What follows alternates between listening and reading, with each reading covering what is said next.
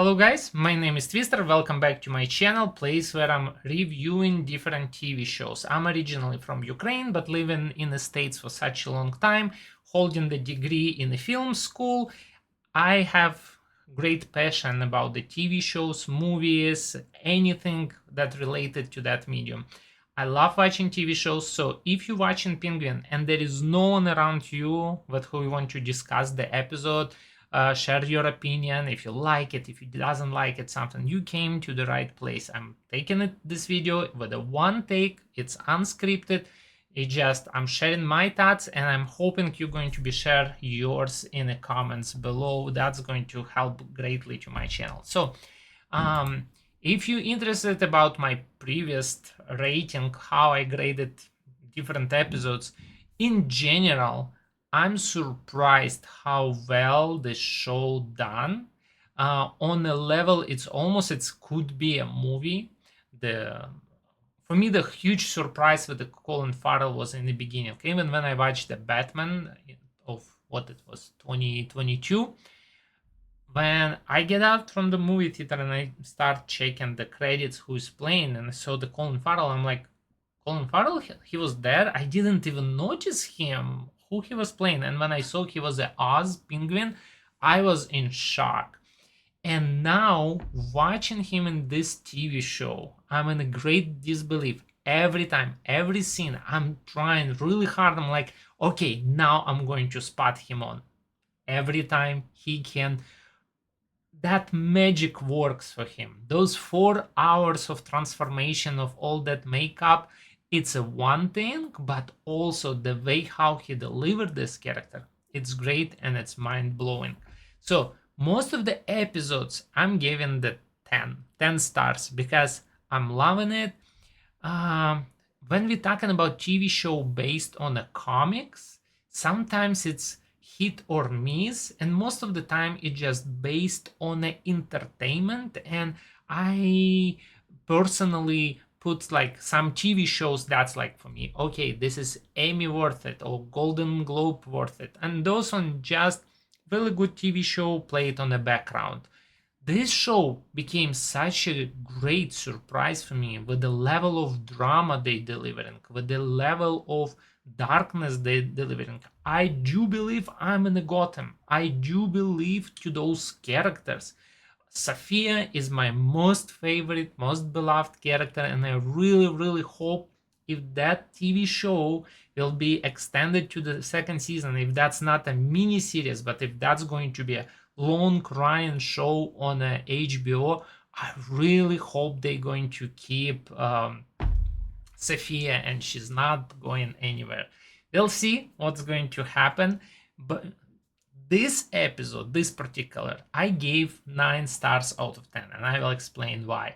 So far, Sentani, that's my most favorite episode, and of course, when I'm judging all other ones, I'm looking at first on Sentani. That's definitely 10. And that's probably not even 10, it's 11. It's 12 out of 10.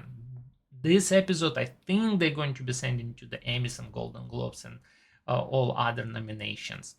But this episode was good, but one moment that really, really made me disappointed, that's the way how they kill Salvatore, Sal Maroni. I do understand the life is happening. Let's maybe go straight to that scene. I do understand life is happening. I do understand our life is fragile. Myself, I had the heart issues. I did have the heart surgery like 6 years ago. I do know the heart attack, it's not something you plan, not something you put in your schedule, but it just happens. I do understand that. But when we talking about the TV shows, when we talking about some different characters, when we building a character, when we trying to prepare the audience for something, I would understand if, for example, we had the moment when Oz, he get rid of Sal's wife and son, and after that we see that heart problem he has the first signs of heart attack, or maybe when he's in his hideout, he's using something IV, or quick meeting with the doctor who's telling him, okay, dude, you need to cut down on eating unhealthy food, you need to eat something healthy because you're prone to the heart attack. I would understand this if we would see some kind of signs of that heart attack in before, even if like we going to look for the different TV show like Last of Us, for example, they building up in a Joel that problems, that panic attacks that come into him from episode to episode to episode. You know that at some moment that's going to lock him down in a really important moment. And you kind of get to that point. Over here, his death was so sudden and almost comical, I would say, and not because it was in the comic books, not pun intended, but comical in a way. It's almost like, you know, when someone fighting and someone stepped on a banana split and just like fall down and hit their head and died. You see, the moments like that, they kind of make you a little bit disbelief, and it makes maybe not as realistic. I do understand this scene.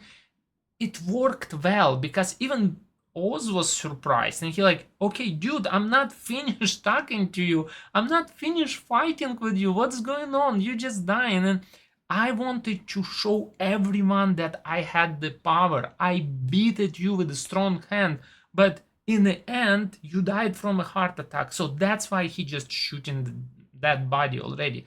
But this scene, for some reason, it rubbed me wrong way. I don't know why, but this scene did not settle well with me. Again, maybe if we had some kind of build up. I have a background in script writing. In the film school, I had the classes for the screenwriting and script writing. And one of the things, yes, art is all about you breaking the barriers, but there is some unspoken contract that you do between you and your audience. Every time when you bring something unexpected, you lose that connection with your audience. Audience feel tricked. Audience feel like you betrayed them. There is in the old Greek theater, there was God from a machine. The moment when some God would appear and fix all the situation magically, boom, and resolution. Build up, build up, build up. You doesn't know how and what's going to be happening, and suddenly God from a machine come in and fix everything, and everything resolved. And you have feeling of betrayal when happening something like that. That's because that was unexpected. Same things happening over here. I know it is what it is, what we got it, and Oz needed to continue dialogue for the people who is listening outside to they got the idea they still fighting, they still getting that power control. And when he shot him, no one's going to do the biopsy, no one's going to check his body and finding out if he died from a heart attack or from the bullets from the Oz. So everyone will think, okay, Oz beat him with a strong hand and he's the great new leader. But because of that moment, again, if this episode didn't had any flashbacks, maybe I even would give this episode 7, because some of the scenes I felt they had been rushed and almost like join between episodes. We like to call that fillers, when we had some significant events in the one episode, and of course we need significant elements and events in the last episode, and we need to connect those two, and we normally create episode fillers, especially if later, not everyone like crazy like me watching like, oh, I'm sorry, I have the wrong subscription goal. Sorry, that's from my main channel. If not everyone crazy like me who is watching the episodes from week to week, a lot of people going to be watching this binge later when all of the episodes will be available. If they're going to continue for second season, maybe someone will jump in later, and this episode will be fine.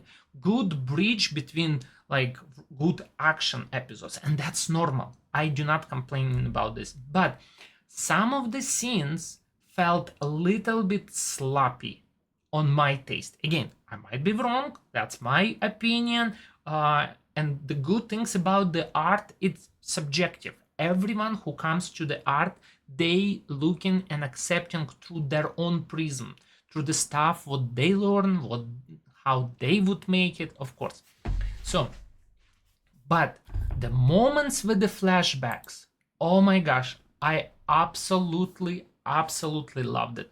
The boy who playing the young Oz, you know, sometimes you watch and the casting director is so good, you want to clap, stand up and clap, and you know, that's how good job. Because the boy, not because they put metal frame on his leg and told him, okay, you need to be crippled, you need to just walk funny.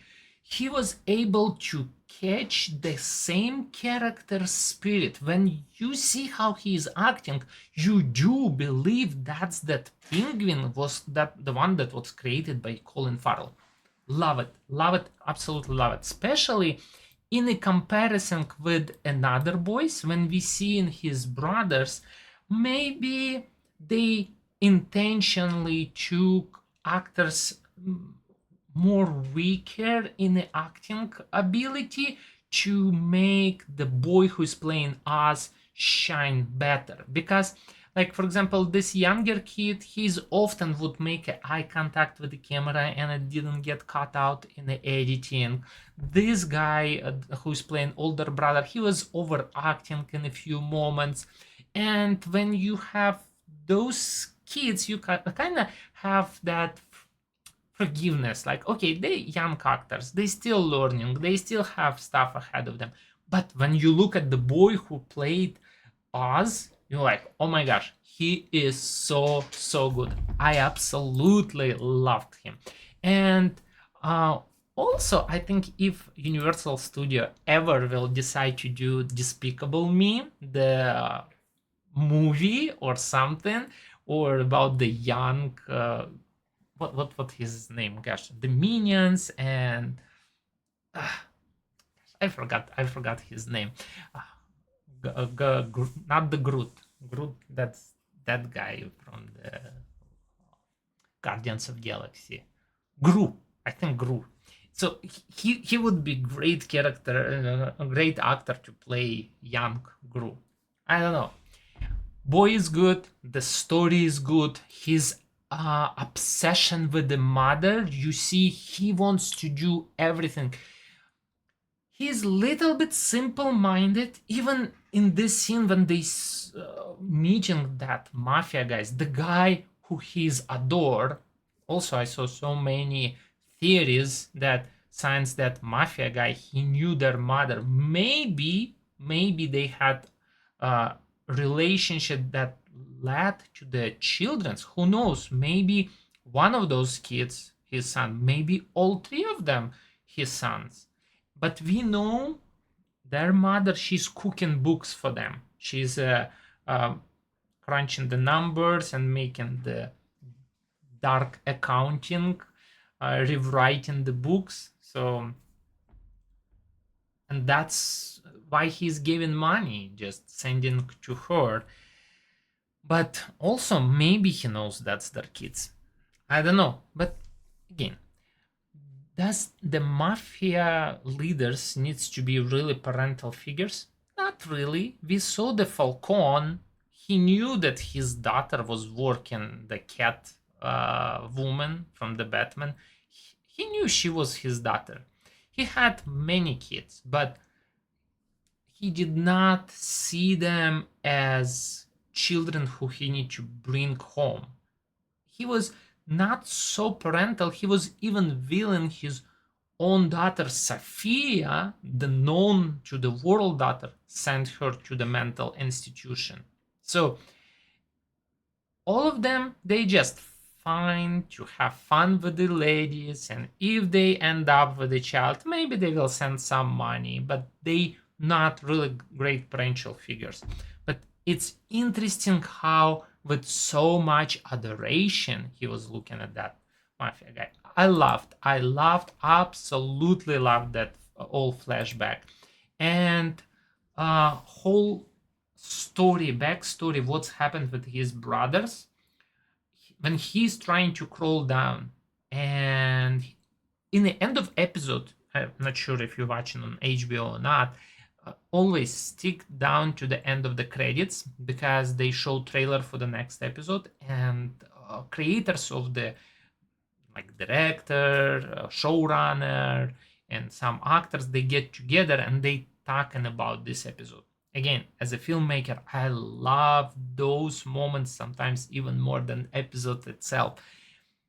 Really often, if I like some kind of movie, I would buy that on a Blu-ray just for one purpose, to get to the bonus scenes or to like backstage filming or some kind of discussion with director. I want to hear what the thought process of creators behind that episode and just compare it. Did I understand correctly what was happening over here? And this scene, the creator saying, the boys was just found the cool spot to hide.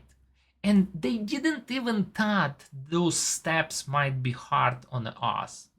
But he took that as a personal offense, and that's why he's locking them over there. They thought it just a cool place to hide. And I think it's a good learning moment for all of us. Sometimes we get offended on something and we think, oh, they knew our weak spot and they pressed on it. Sometimes people doing this unintentionally. They might say something or do something without thinking to offend you. And we tend sometimes to get offended so easily, especially this time.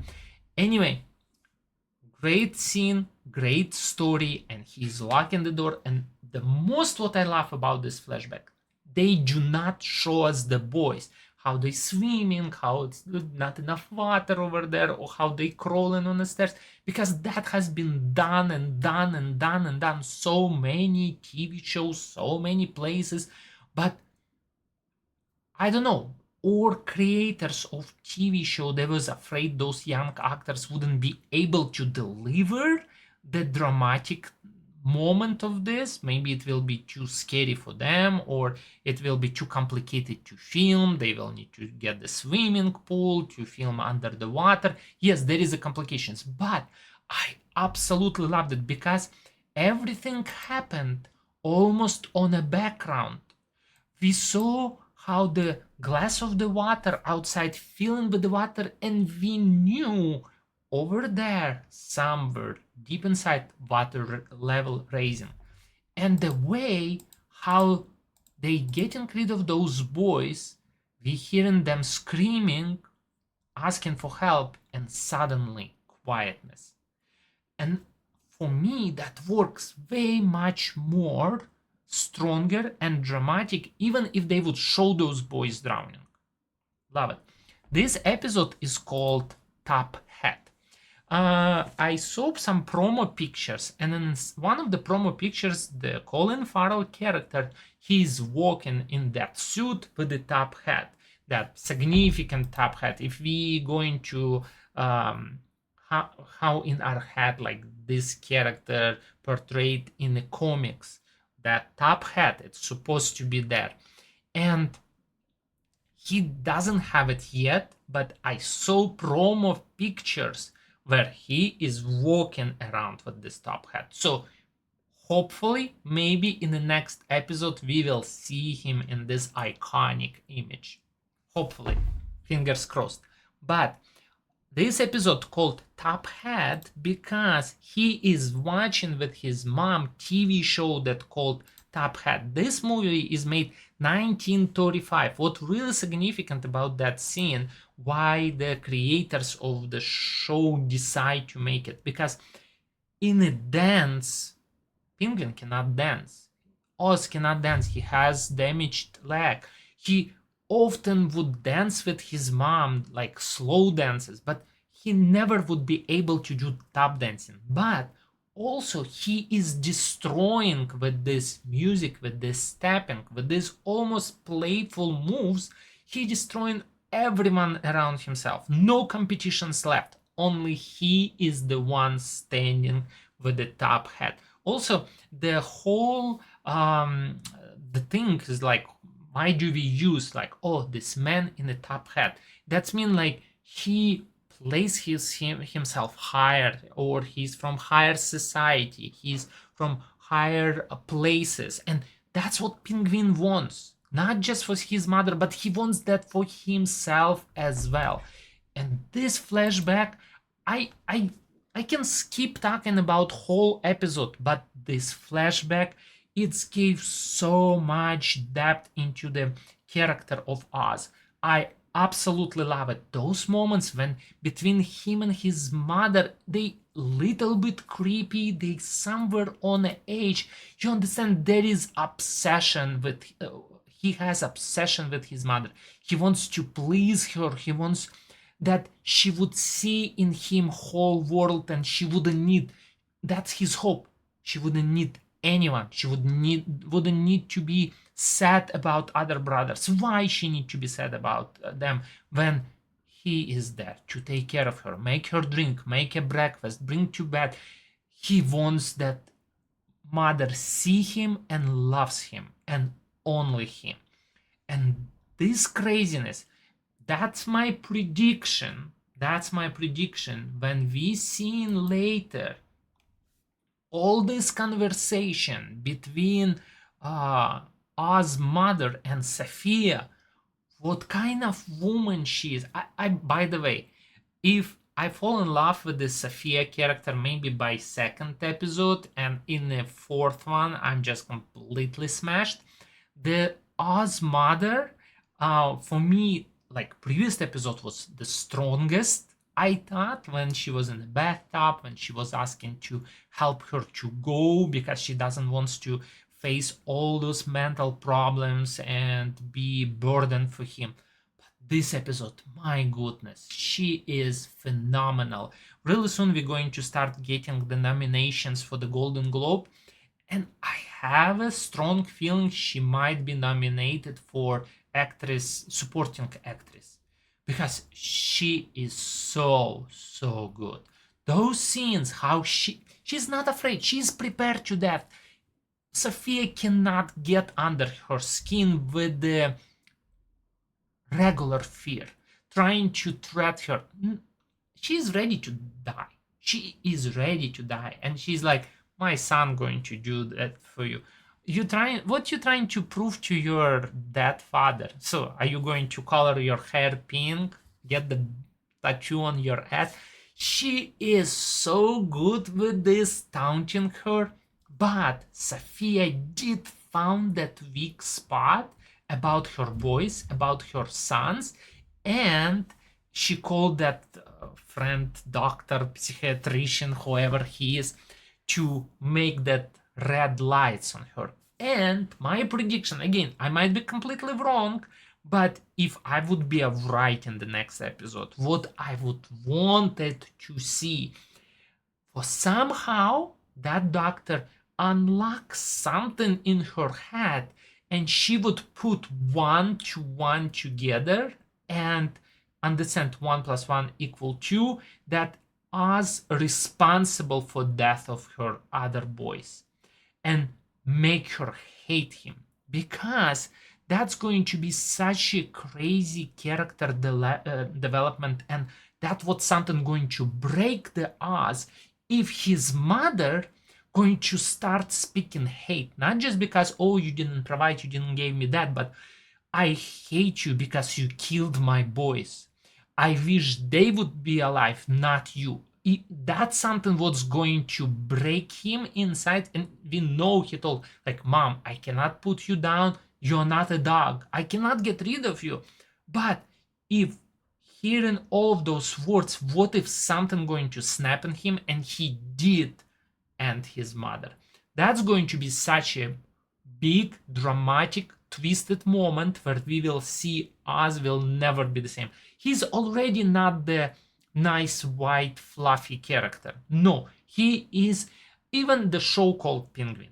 Even he count as a protagonist of this show, but his character arc, he is antagonist in every single way. He is a bad person, bad human, but we watching what he's doing. And at that moment, if he's going to lose his mother, if he would lose mother that Sophia took him, we will like, oh, bad Sophia, poor Penguin. But if Oz himself will need to strangle his mother, that would be even stronger than using the gun. But we saw his big ugly fingers, those broken nails, but how carefully he put the makeup on her cheeks. But what if those hands we will see like on her neck? That would be such a moving, strong, dramatic moment. And I want to be true, but in the same time, I want show surprise me. And if I predict this moment, then I will be less surprised, but I will like, yes, I got that right. We'll see how they're going to play that. But by build up, I think the build up coming exactly to this moment. So talking about the whole this fight, we already discussed the way how Salvar Maroni went down. Yes, he had his chance with the golf club on him. He was able to beat him.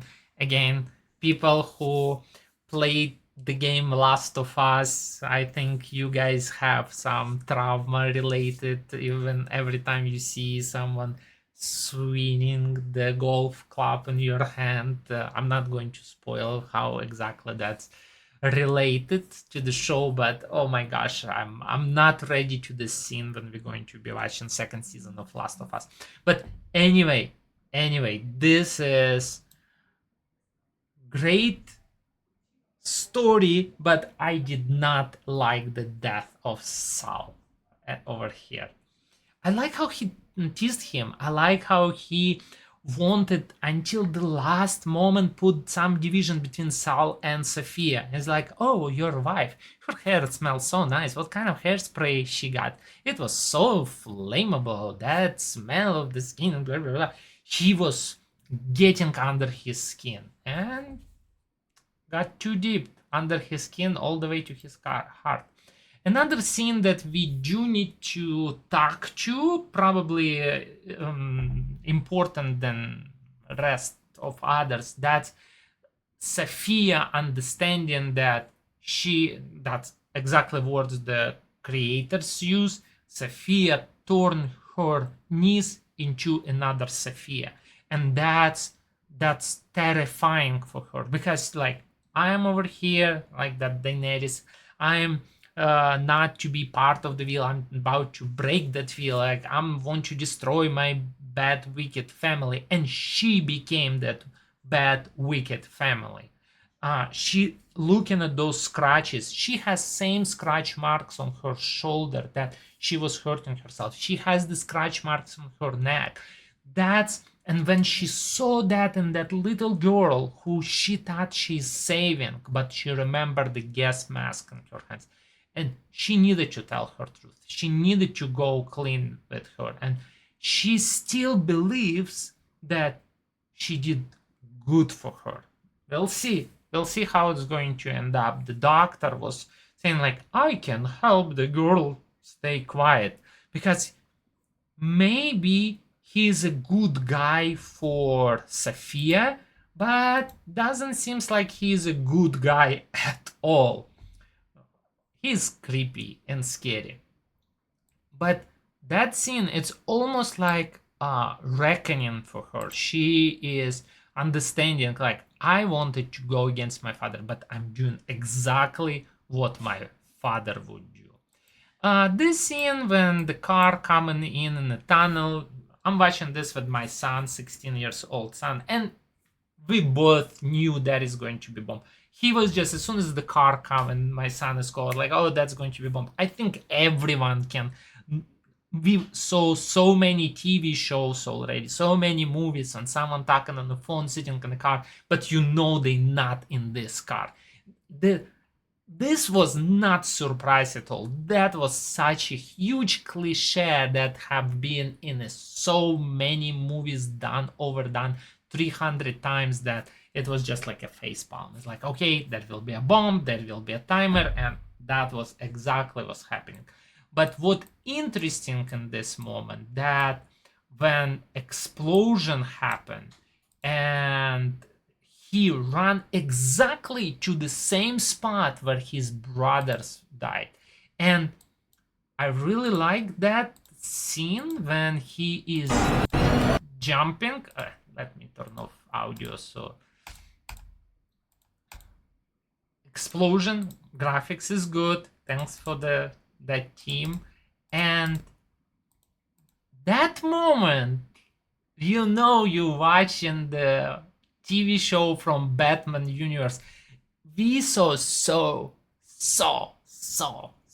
many scenes where explosion happening and Batman normally falls down in some kind of tunnel and his cape spread when he's falling down.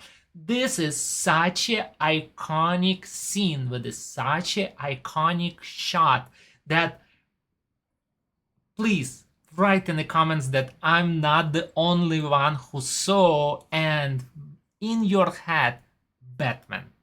What right away, this scene, just you thinking that's a Batman. The way how he's falling, the way how his cape is spreading, Batman, right there.